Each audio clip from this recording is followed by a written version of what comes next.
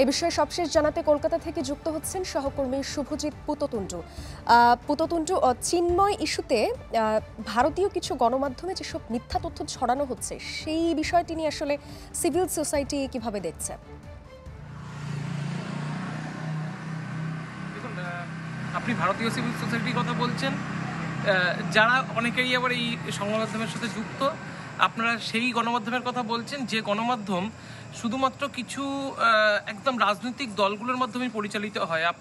আমি জানি না কেন আমি দেখি অনেক ক্ষেত্রে দেখি ভারতীয় রিপাবলিক বাংলা বারবার আপনারা বাংলাদেশের মানুষ প্রচুর পরিমাণে দেখেন, এবং কেন দেখেন সেটা কিন্তু আমরাও ভারতে থেকে অনেকে ঠিকমতো ভাবতে পারি না। কারণ রিপাবলিক বাংলার ভারতের কিন্তু দর্শক বেসটা ঠিক এতটা নেই যতটা বাংলাদেশে এই মুহূর্তে তৈরি হয়েছে, এবং নেগেটিভ নিউজের মাধ্যমে যে ভিউ তোলা যায় সেটা কিন্তু আজকের দিনে রিপাবলিক বাংলা করে দেখাচ্ছে। এবং এখান থেকে কিন্তু বাংলাদেশের মানুষকে সরে আসলেই রিপাবলিক বাংলা বা এবিপি আনন্দের মতো এখানকার যেসব গণমাধ্যম, যেসব বাংলা গণমাধ্যম যারা বাংলাদেশের বিপক্ষে সারাটা দিন জুড়ে নিউজ প্রচার করছে, তারা কিন্তু অনেকটা তাদের ভিউয়ের বাণিজ্য থেকে সরে আসবে এবং তারা কিন্তু তাদের কন্টেন্ট ভিন্ন কন্টেন্টে নিয়ে যাবে। কারণ আপনি যদি দেখেন এর আগে এই ভারতীয় গণমাধ্যমের কিন্তু অন্যতম আলোচনার বিষয় কি ছিল?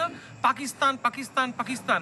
আজকের দিনে কিন্তু তারা পাকিস্তান থেকে সরে এসেছে। তারা বুঝতে পারছে যে ভিউ ভালো তৈরি করতে গেলে তাদের অ্যান্টি বাংলাদেশ কথা বলতে হবে, এবং বাংলাদেশের মানুষ সেটাকে খুব ভালোভাবে নেবে না।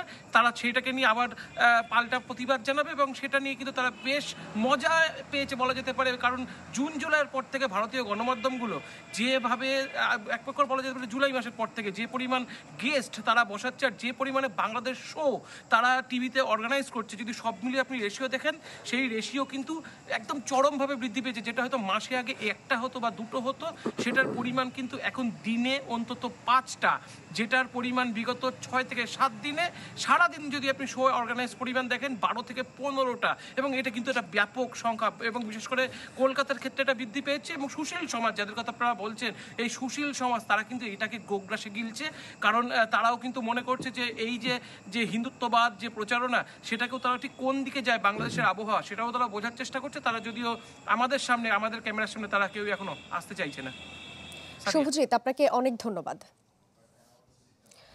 আমাদের সঙ্গে যুক্ত ছিলেন শুভজিৎ পুততুণ্ড।